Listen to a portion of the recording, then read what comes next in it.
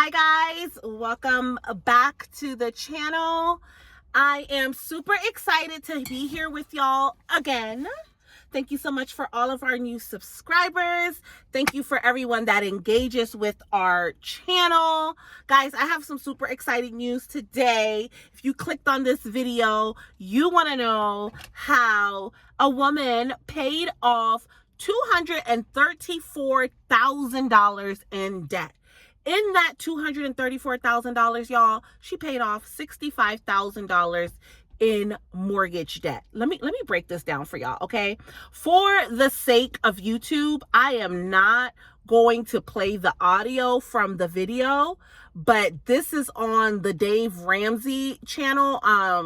What's it called? I guess it's just Dave Ramsey, but this was a Facebook post, and I also saw it here on YouTube.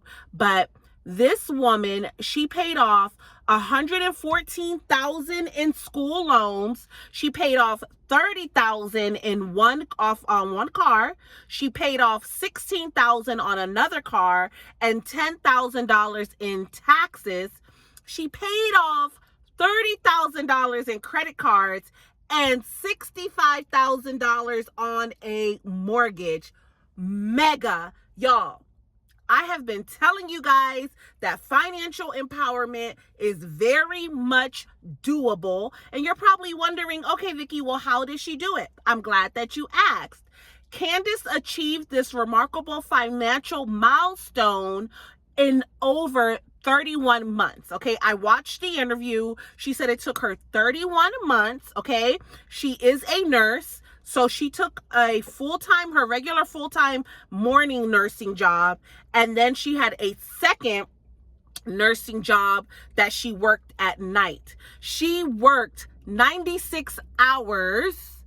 Y'all heard me correctly. She worked 96 hours a week, okay? And on the second job, she was making like $35 an hour. She didn't mention what her salary was on the first job, but combined, she was paying $7,548 a month to pay off all of this debt. And I know some of y'all are like, what?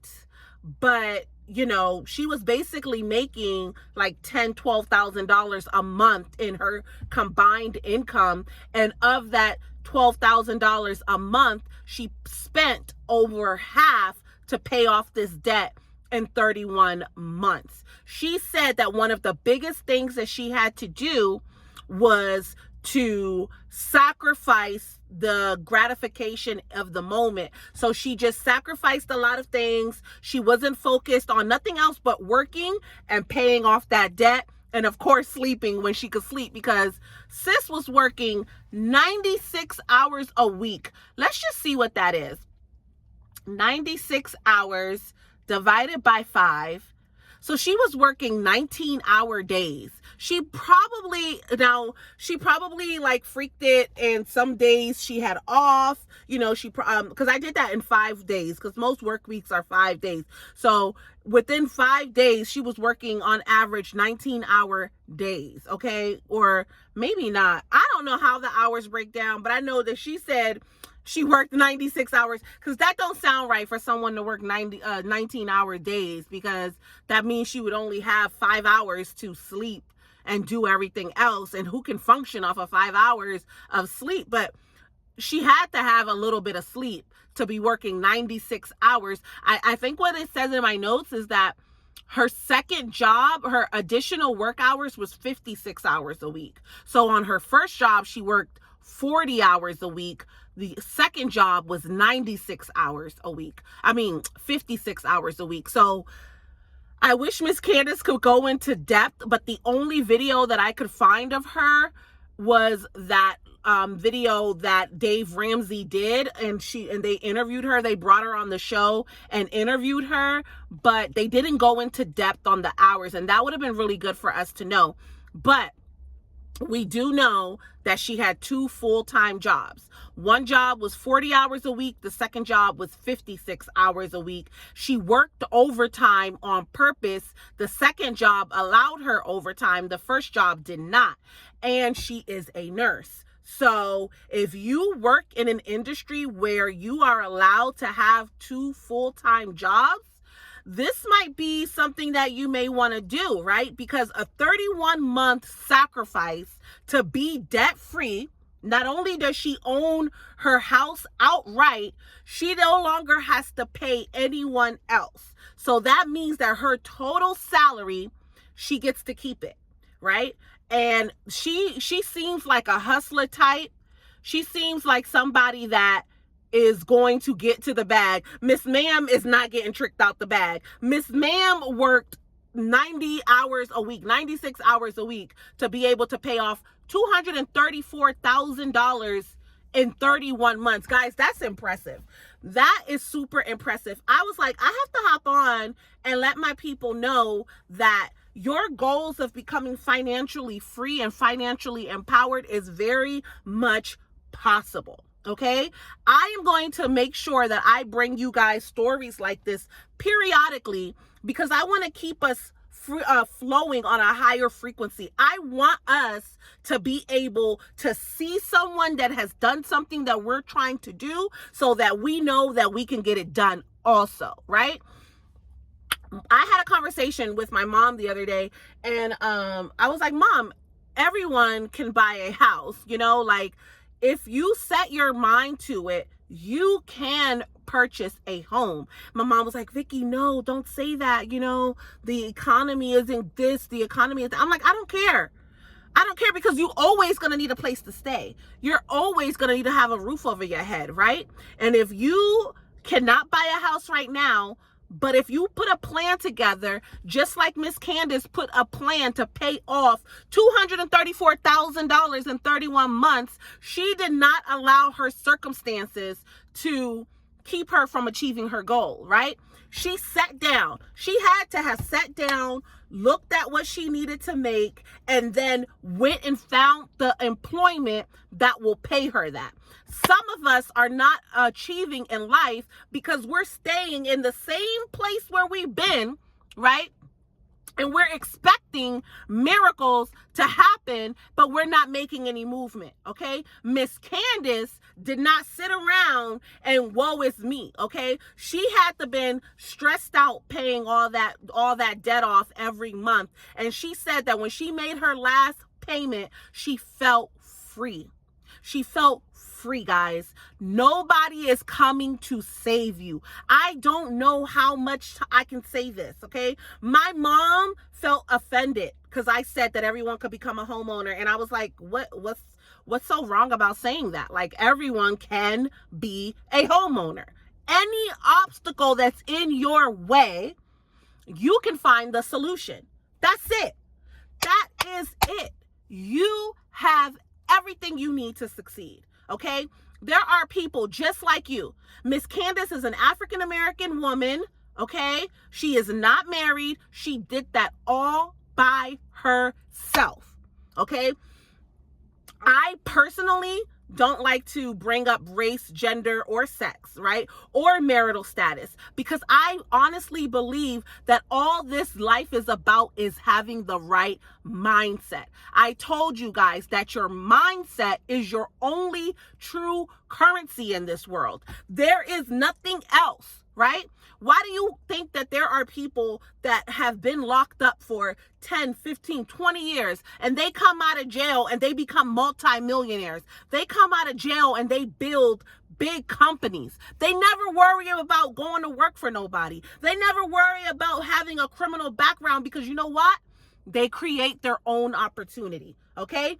A lot of people got beef with the immigrants because they're like, oh, the immigrants are coming to America. They're taking the American jobs. No, the immigrants come to America and they figure out a way to make it and they make it.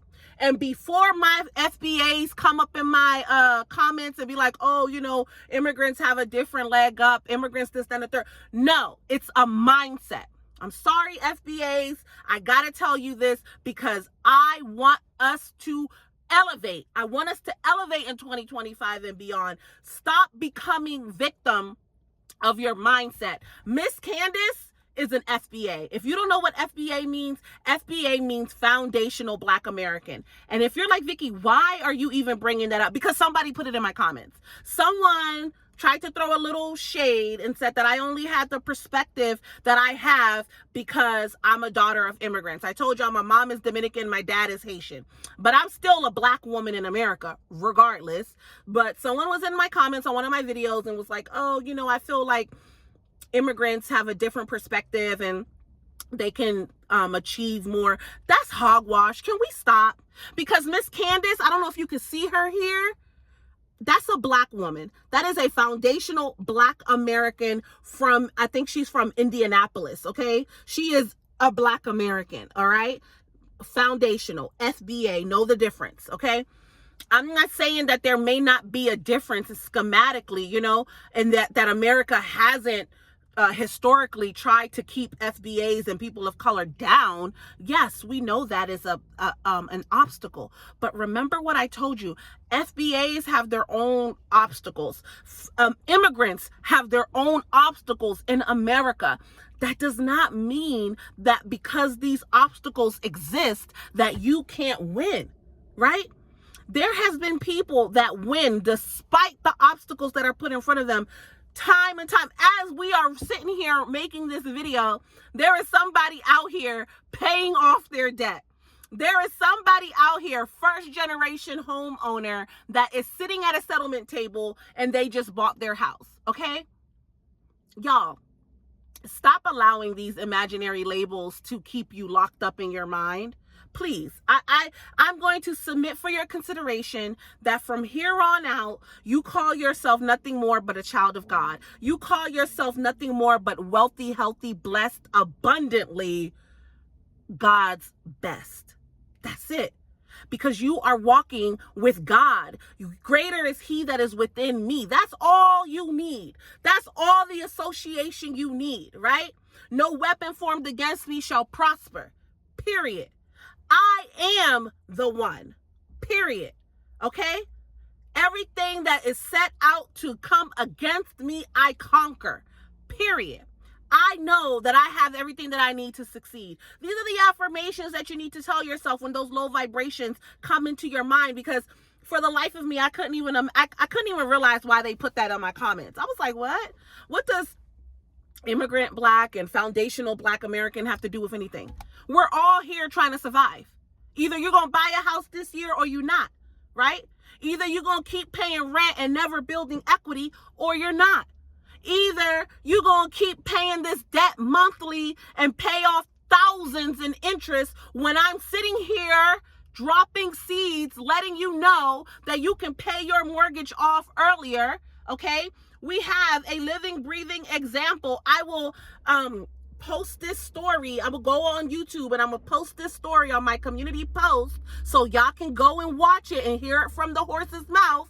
Here is a beautiful Black woman in America, okay, who did not sit back and play victim. She took ownership of her life. She decided to sacrifice 31 months and paid off $234,000 in debt. If she can do it, so can you.